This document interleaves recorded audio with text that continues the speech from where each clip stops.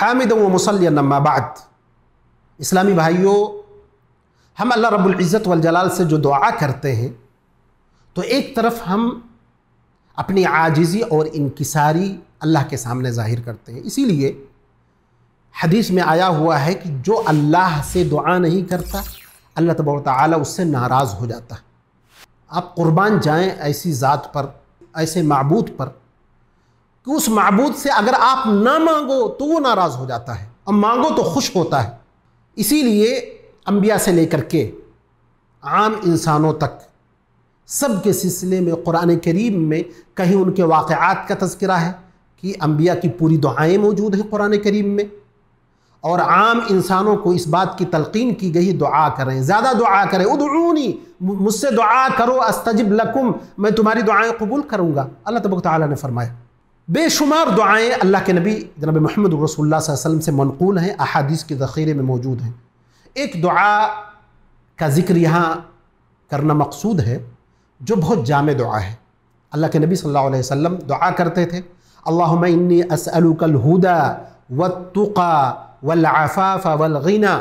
ये इतना जामे दुआ है कि जो मुहद्दिसीन गुज़रे हैं इस हदीस को बार बार उन्होंने ज़िक्र किया है, क्योंकि इसमें दीन और दुनिया की सारी कामयाबियों का ज़िक्र मौजूद है, भलाइयों का ज़िक्र मौजूद है, खैर का ज़िक्र मौजूद है। पहली चीज़, अल्लाहुम्मा इन्नी अस्अलुकल हुदा, ऐ अल्लाह मैं तुझसे हिदायत तलब करता हूँ। हिदायत दो तरीक़े की होती है। पहली हिदायत ये है कि आपको हिदायत का रास्ता दिखला दिया जाए, जो नबी अकरम जनाब मोहम्मद रसूलुल्लाह सल्लल्लाहु अलैहि वसल्लम का अमल था, और बल्कि आम इंसान भी उसको दिखला सकते हैं। अल्लाह के तबारक व तआला ने फरमाया, व इन्नका लतहदी इला सिरातिन मुस्तकीम, ऐ नबी आप सीधे रास्ते की तरफ रहनुमाई करते हैं, सीधे रास्ते को, हिदायत की रास्ते को दिखलाते हैं। लेकिन एक हिदायत है उस रास्ते पर चलाना, हिदायत के रास्ते पे पकड़ के लाके रख देना, ये सिर्फ और सिर्फ अल्लाह की खुसूसियत है, जिसको कुरान में कहा गया इन्नका ला तहदी मन अहबब्ता। ऐ नबी आप हिदायत उस शख्स को नहीं दे सकते जो आपके नज़दीक प्यारा हो।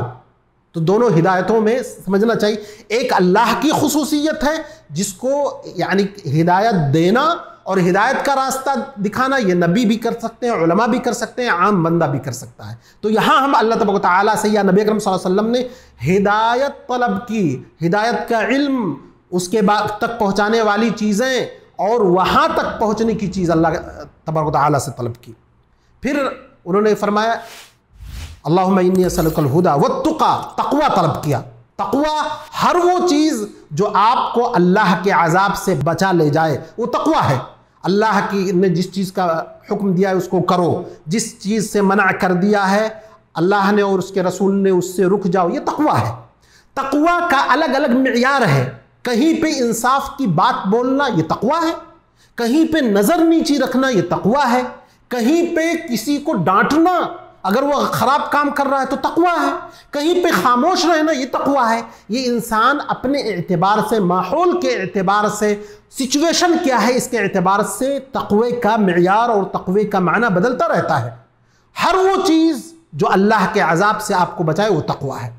फिर अल्लाह के नबी सल्लल्लाहु अलैहि वसल्लम ने आफ़ाफ़, इफ़्फ़त तलब किया। इफ़्फ़त का मतलब एक तो आपकी जो जिस्मानी ख्वाहिशात हैं उससे बचे रहना, दूसरा आपको किसी के सामने हाथ फैलाकर अपनी ज़रूरियात की चीज़ें तलब करना, ताउन के तौर पर नहीं बल्कि मांगने के तौर पर। आप किसी से कहो मैं बहुत मजबूर हूँ मुझे दे दो, ये अलग चीज़ है, और दूसरी ये चीज़ है कि आप मेरा ताउन करो इंशाअल्लाह मैं लौटा दूंगा, ये अलग चीज़ है। तो किसी के सामने अपनी हाजत रखना और कहना मैं बड़ी मुश्किल हालात से गुजर रहा हूँ, गोया कि इंसान अल्लाह की शिकायत बंदे के सामने कर रहा है और बंदे के सामने करके उससे मदद तलब कर रहा है, ये बहुत मायूब चीज़ है।